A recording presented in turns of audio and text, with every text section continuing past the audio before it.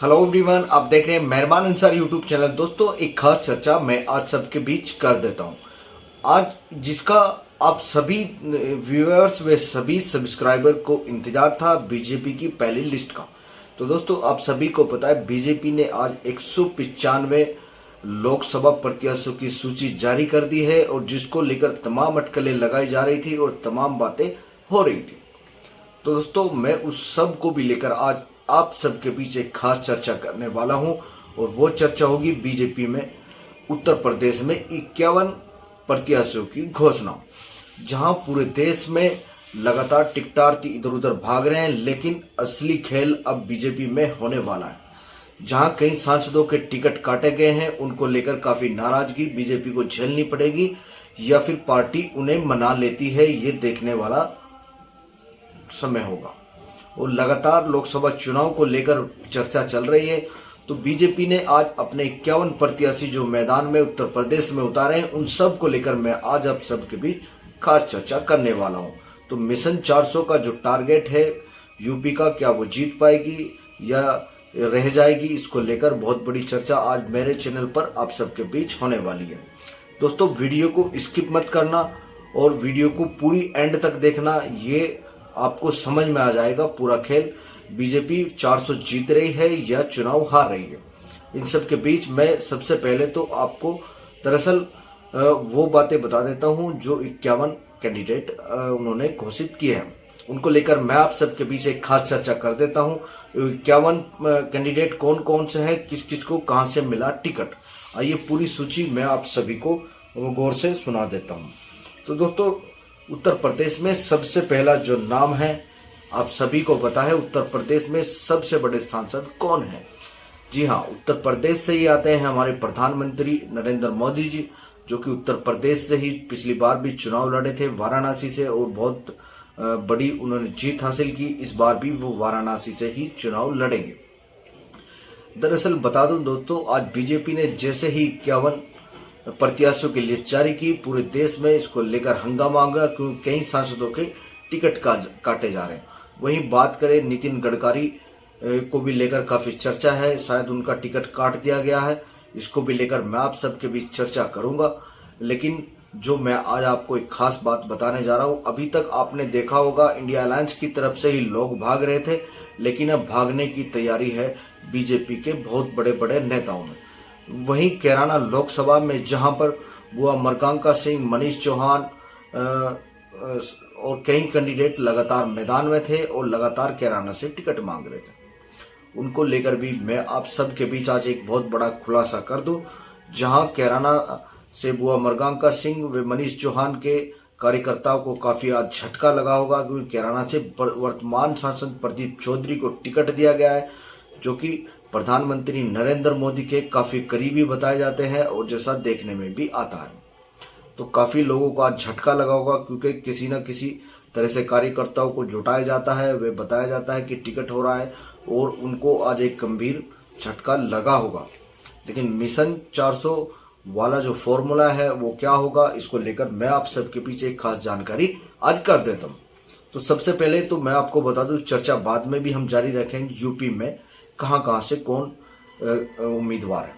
तो सबसे पहला मैंने जो नाम बताया था, भारत के प्रधानमंत्री श्री नरेंद्र मोदी जी का आज वाराणसी से टिकट फाइनल हो गया है। दूसरे नंबर पर कैराना से प्रदीप चौधरी, मुजफ्फरनगर से डॉक्टर संजीव बालियान, नगीना से ओम कुमार को टिकट दिया गया, जो कि सुरक्षित सीट मानी जाती है। ओम कुमार चंद्रशेखर के सामने लड़ेंगे चुनाव।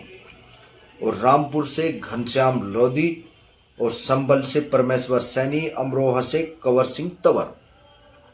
वहीं बात करें तो नोएडा की डॉक्टर महेश शर्मा, बुलंदशहर से भोला सिंह, मथुरा से हेमा मालिनी।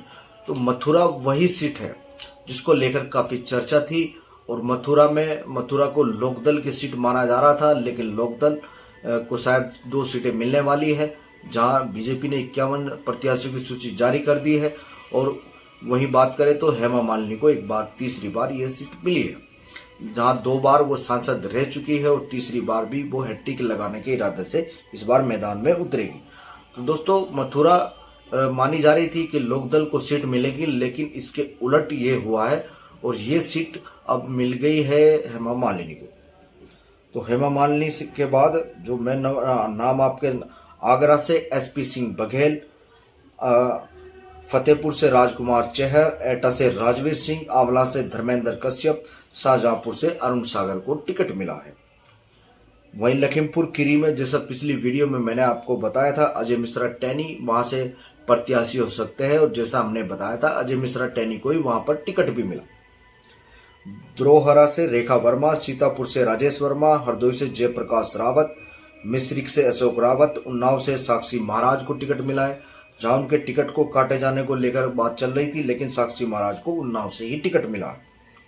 मोहनलालगंज से कौशल किशोर, लखनऊ से राजनाथ सिंह को हमने अपनी पिछली वीडियो में भी आप सबको बताया था, राजनाथ सिंह लखनऊ के प्रत्याशी होंगे। वहीं दूसरी जो हमने कैंडिडेट अमेठी से बताई थी, श्रीमती स्मृति ईरानी को एक बार फिर बीजेपी ने भरोसा जताया, उनको टिकट जो दिया गया है वो अमेठी से ही मिला।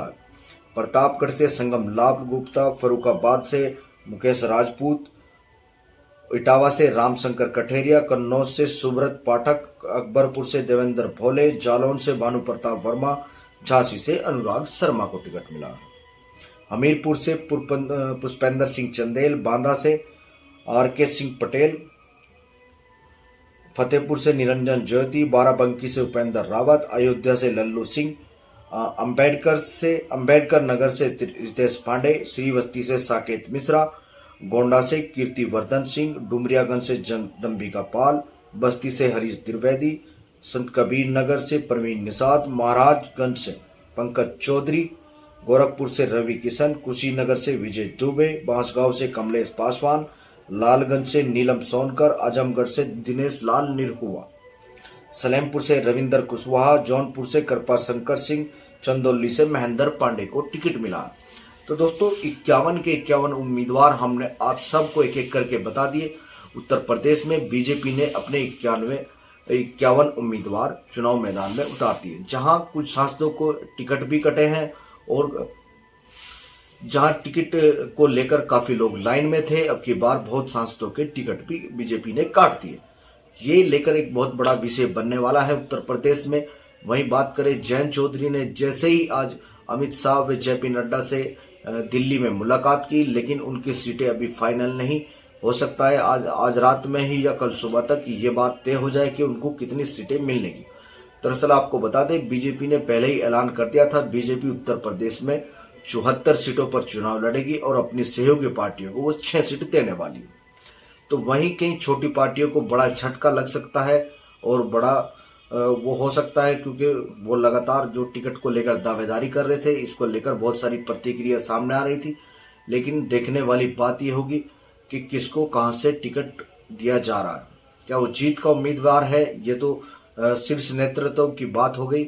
लेकिन सूत्रों की अगर हम माने तो जयंत चौधरी को बागपत व बिजनौर सीट दी जा रही है और लगातार सोशल मीडिया पर इसकी खूब चर्चा हो रही है। और लगातार लोकसभा चुनाव को लेकर हमारे मेहरबान अंसार यूट्यूब चैनल पर भी चर्चा है। तो दोस्तों मेहरबान अंसार यूट्यूब चैनल लगातार आप सबके बीच ऐसे ही डटा रहेगा। हालांकि मायावती का अभी फाइनल नहीं हो पाया, वो किधर जाएगी या किसके साथ गठबंधन करेगी या किस पार्टी से वो अपना गठबंधन जोड़ेगी। तो उत्तर प्रदेश में आज बीजेपी ने पहली लिस्ट जारी कर दी। पहली लिस्ट में ही 51 उम्मीदवारों के नाम उन्होंने घोषित कर दिए।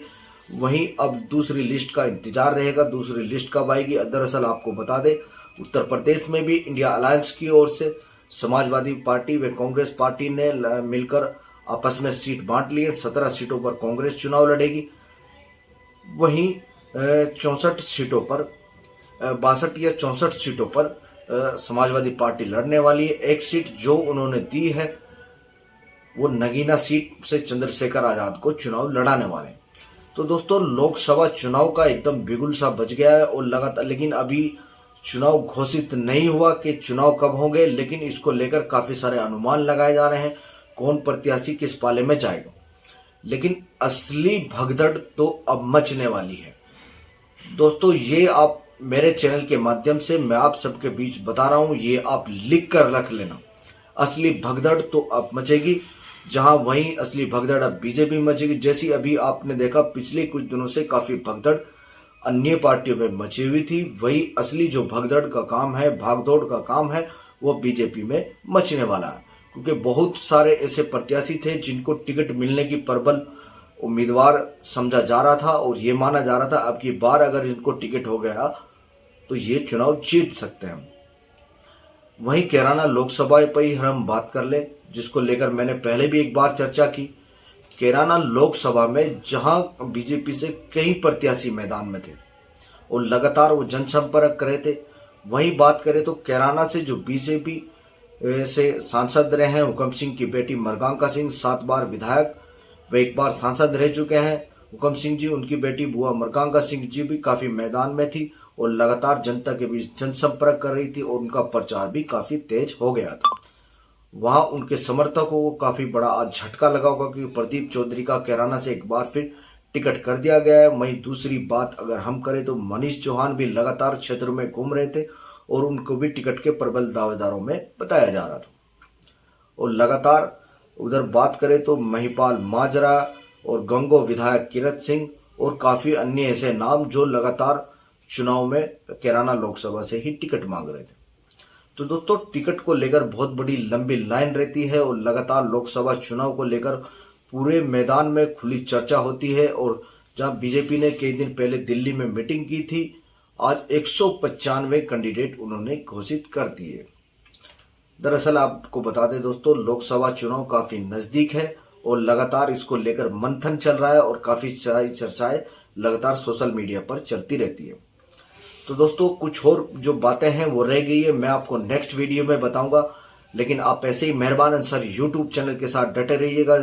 तो सारी डिटेल मैं आपको अपनी मीडिया के यूट्यूब चैनल के माध्यम से बताने वाला हूं और लगातार आप मेहरबान अंसार यूट्यूब चैनल के साथ ऐसे ही डटे रहें, बने रहें।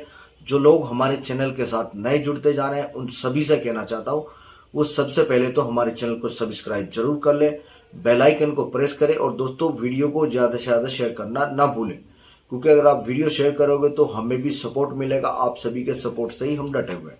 और दोस्तों अगर आपके मन में कोई सवाल है, कोई बात है, कहाँ से किसको टिकट मिल रहा है या किसको होना चाहिए, कौन चुनाव जीत रहेगा, क्योंकि आपके आंकड़ों के अनुमान से ही हम वीडियो बनाते हैं।